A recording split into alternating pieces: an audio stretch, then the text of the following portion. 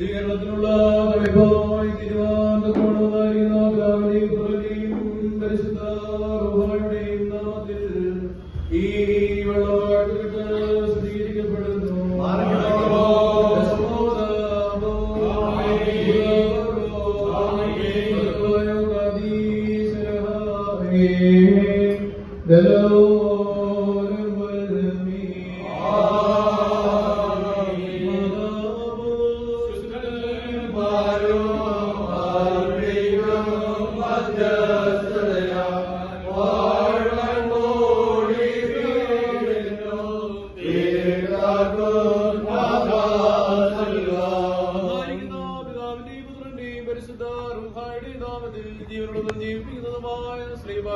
അടയാളത്താൽ മുദ്രകുത്തപ്പെടുന്ന ഈ കെട്ടിടത്തിൽ നിന്ന് നേക്കും വാഴ്ത്തപ്പെട്ട് ശുദ്ധീകരിക്കപ്പെടുന്നു.